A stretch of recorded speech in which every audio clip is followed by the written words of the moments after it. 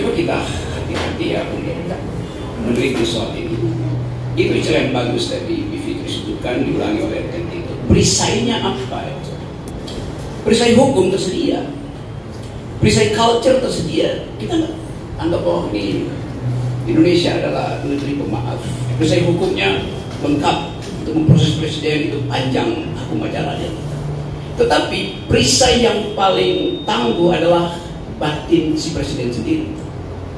Kalau perisai batinnya udah retak, itu dengan mudah dia disusupi oleh banyak kepentingan. Lalu dimulailah proses untuk menghakimi sebagai Lengser. Kalau sekarang kita lihat misalnya, apakah perisai batin Pak Jokowi itu stabil?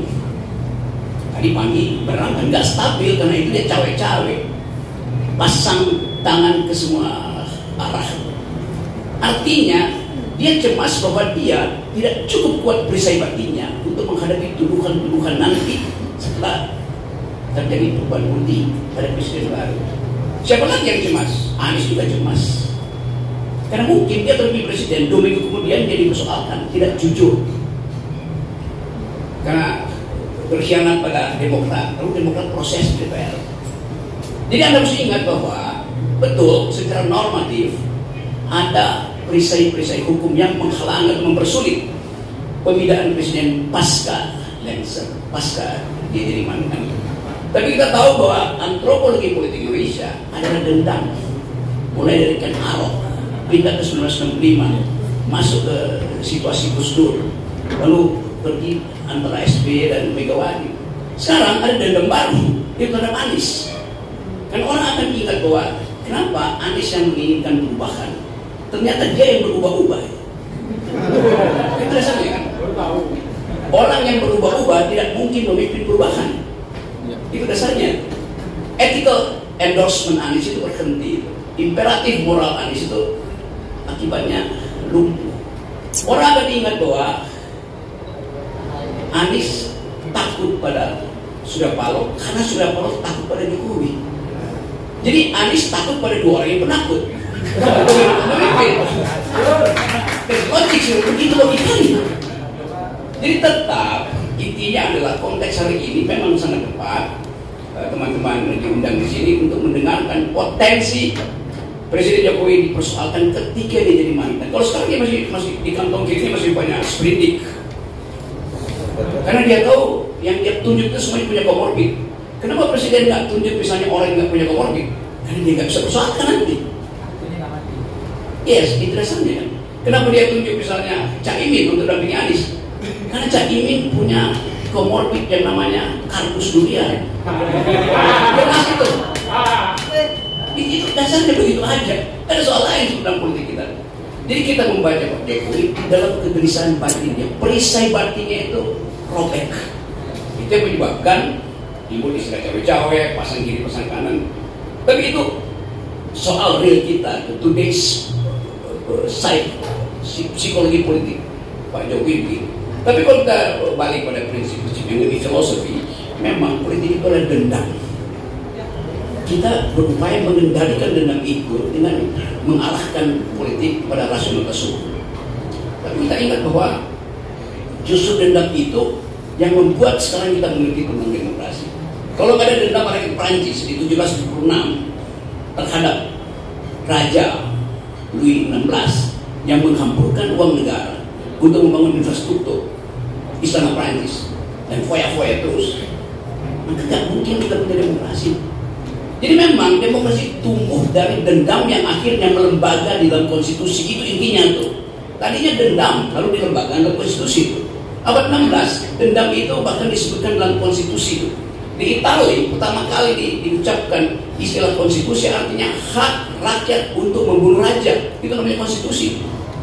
Yang ditulis oleh namanya François Hoffmann dalam buku Franco Gallia. Apa itu konstitusi? Hak rakyat untuk membunuh raja. Itu dasarnya. Jadi bukan untuk menghormati raja. Evolusi kemudian mengingatkan kita bahwa oke, dia kita pilih, legitimasinya kuat. Oleh karena itu jangan halangi dia dan jangan bunuh dia kan. Tetapi kalau kita sekarang balik pada konteks kita hari-hari, dunia seolah berubah lagi, masuk di dalam semacam politik dendam. Mahathir dan Anwar Ibrahim mampu untuk menyelesaikan itu dalam fasilitas yang kemudian kita oke, itu semacam pemaafan, tapi di dalamnya masih ada dendam sampai sekarang. Dua negara di Afrika sekarang itu kudeta terjadi dan dendam itu berlanjut karena peristiwa-peristiwa yang tidak diselesaikan melalui konstitusi. Jadi kita mau lihat sebetulnya bahwa intinya adalah apa yang ingin kita bicarakan, yaitu ekspektasi kita atau bahkan kemampuan kita untuk membayangkan setelah Jokowi lengser tempatnya di mana. Saya terangkan tadi, perisai batin Pak Jokowi tidak stabil. SBY stabil perisainya.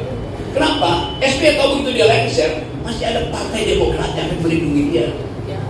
Itu dasarnya.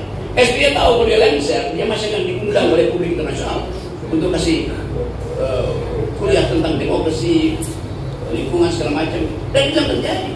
Anda bayangkan Pak Jokowi lengser 2 minggu kemudian, dia mau ngapain? Itu dia nggak punya partai. Jadi kita mesti bayangkan kecemasan seorang yang pernah punya kekuasaan besar, tiba-tiba kehilangan kekuasaan. Maka dia akan minta tolong kepada Pak Prabowo, jaminkan saya tuh. Tapi Pak Prabowo bilang, ya kenapa saya mau jaminkan, kenapa Caimin anak kirim ke Anies? Pokoknya begitulah. Dia minta Anies jaminkan, Anies nggak mungkin jaminkan itu.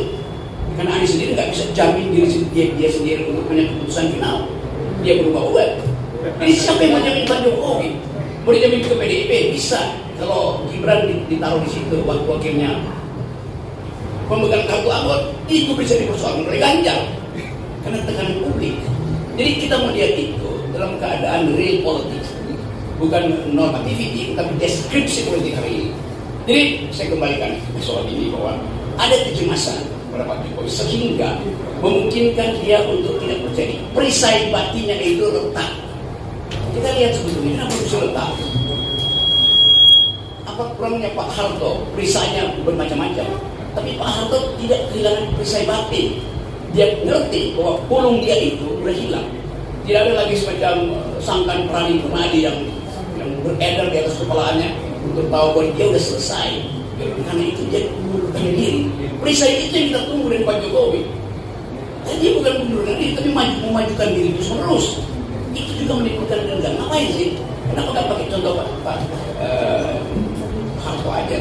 Atau bahkan contoh yang paling real dari seorang Demokrat, yaitu Pak Habibie. Saya nggak akan dicalonin. Saya tahu saya akan gagal kok.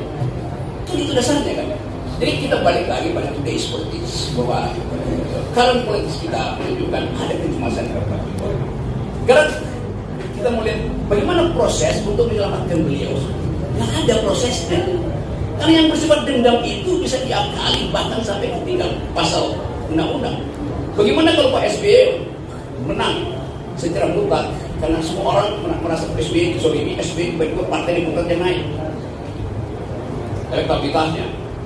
SBY tidak dapat eksekutif, tapi dia dapat legislatif. Di legislatif diproses, dendam yang kecil itu diproses lagi.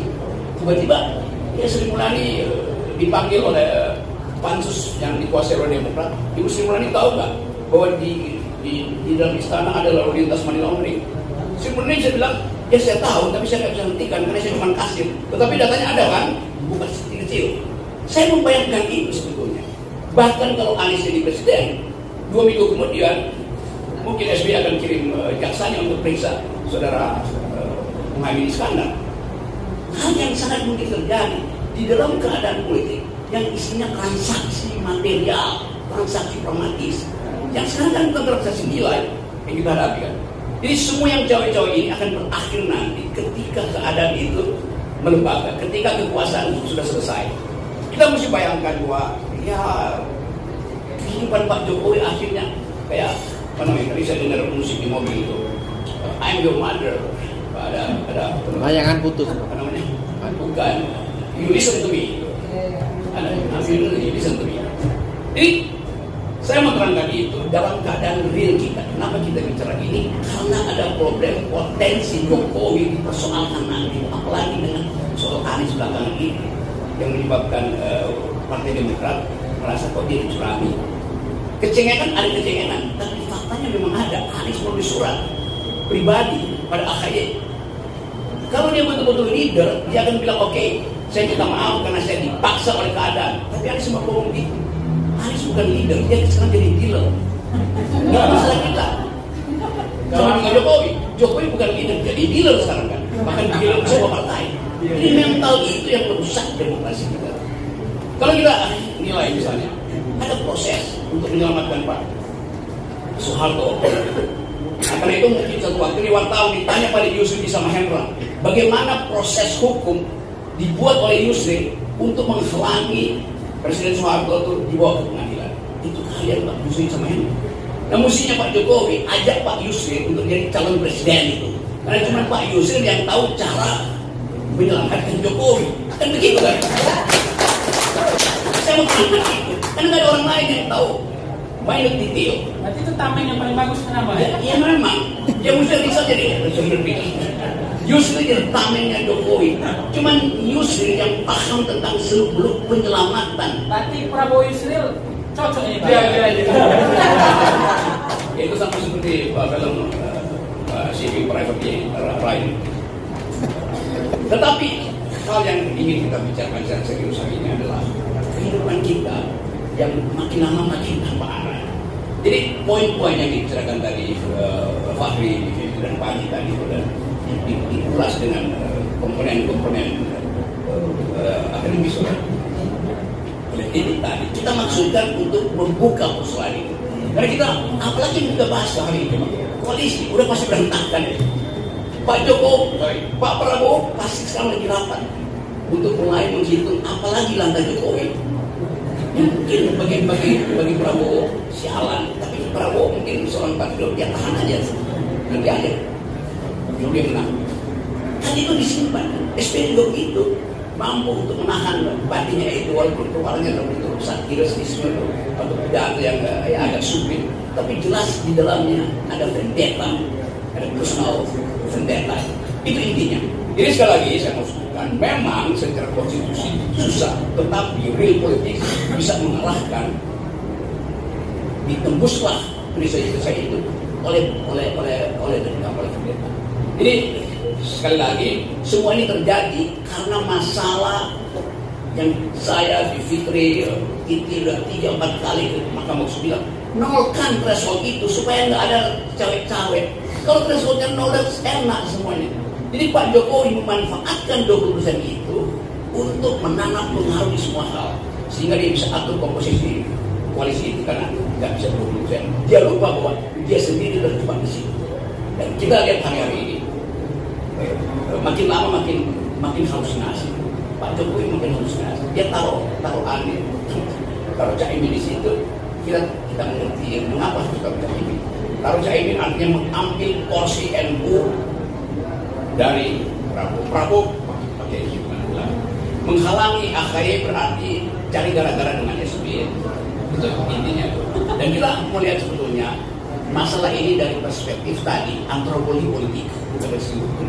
Walaupun jalan hukum itu dimungkinkan. Dan kalau soal jalan hukum tanya Yusri Iza Mahendra.